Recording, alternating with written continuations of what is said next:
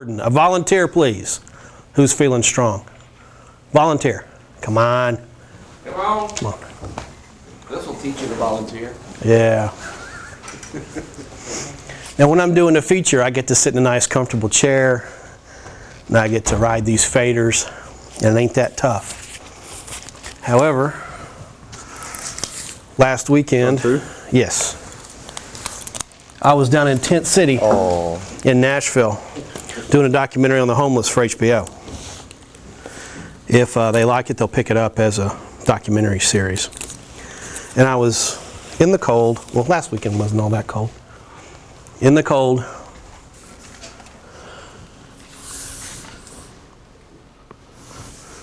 Running around with the likes of this. Put your back on that wall back there. This wall? Uh-huh. Now, this is a carbon fiber boom pole. Expensive as they get. How much? Anybody want to hazard a guess? $6,000. How many? $6,000. No. Don't pay over $1,000 for one of these. Pay about $800. You've got to protect the frame. Okay? Right about there. Okay? Let's see how long he can hold that before he bonks. We'll adjust the angle of the dangle. Okay, that is 18 to 22 inches above my head. Okay? Roundabouts. About the length of my short arm. If you're a basketball player, it doesn't apply. Okay? See if you can keep it right there as I move. If I move, you got to move. I'm Fred, you're Ginger. I need to come up with a Dancing with the Stars pair because it's right over the head of these guys. Let's talk about microphones for just a second. What am I wearing? A lapel mic or a lavalier mic. Okay? They're very important tools. Sometimes you have to get the sound when the frame is much wider than 18 to 22 inches. Okay? This allows me to go anywhere I want to go, and the boom operator doesn't have to worry about it. Also, if your director wants a really wide frame, these are a must to capture the sound and to protect the frame. Now, in order to properly mix something like that, I'm a big proponent of what's called perspective. So when I say mix, you combine one or more microphones. This right here, up a liar. There you go. Oh, look what he's done. He started off like this. Now he's like this. We'll get to that in a second. Can't blame you, I do the same thing. This is a hypercardioid mic. If we have a lav microphone, okay? Lav microphone. This is our speaker. A lav microphone, basically the pickup pattern is like that, okay? The lav goes here and about to here. If Mr. Gordon speaks over here, this mic is no good for that, okay? That is called an omnidirectional pattern, okay? It's much like a circle, okay? Now, some lavaliers, not all of them, are cardioid, okay? We'll get to that in just a second. If we have a stick mic, like so, $125 at Guitar Center, you've seen everybody sing into these, right? This is called a cardioid mic, okay? And the pickup pattern is like so, okay? Okay? Right around the surface area of the mic is all it's good for, okay? Mics like these are great because they don't pick up anything else in the room except what's directly in front of them. And they're also great for miking things that are really loud. For instance, I was a student advisor on a Vanderbilt student film Sunday. They had gunplay in their script. You're doing great, by the way. When video cameras have hour tape loads in them, that's how long I get to boom. Because reality shows shoot everything. How much? I got 55 minutes. Oh, you're screwed, dude. So, in this Vanderbilt student film, they had gunplay.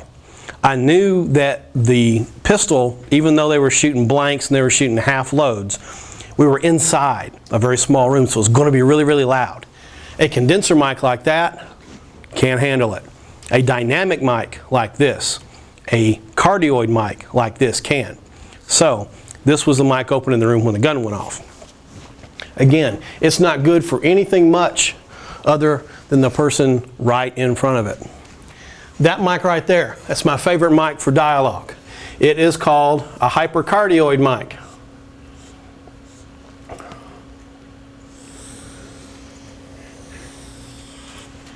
Okay, that is the pattern for a hypercardioid mic.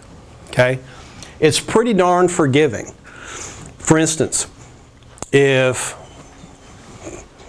yes, you sat up front. What a mistake. If you and I are shoulder to shoulder, and you put it directly in the center of us, come.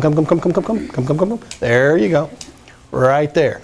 If you and I are shoulder to shoulder and we're talking, this mic, if he puts it right in the center of both of us, it'll pick us up both equally well, and it can still be 18 to 22 inches away.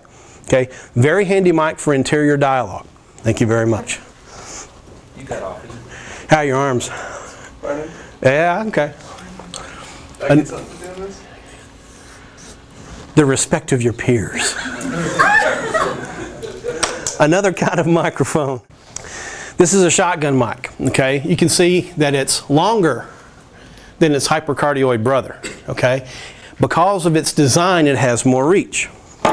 If I were to take that foam off, you would see that there are what's called rejection ports about 1/3 to 2/3 the way down the mic, depending on the specific mic. This pickup pattern is like that. It's extremely directional. So if this young lady were to stand up and stand next to me, and the boom operator had to get both of us, he would literally have to, he speaks, she speaks, he speaks, she speaks. It's a very directional microphone, and it serves a great purpose, especially when you've got to be further away than this microphone would allow. So, we've got shotgun, we've got hypercardioid,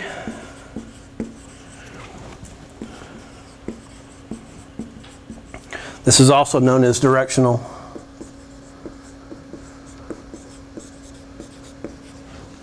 We've got cardioid.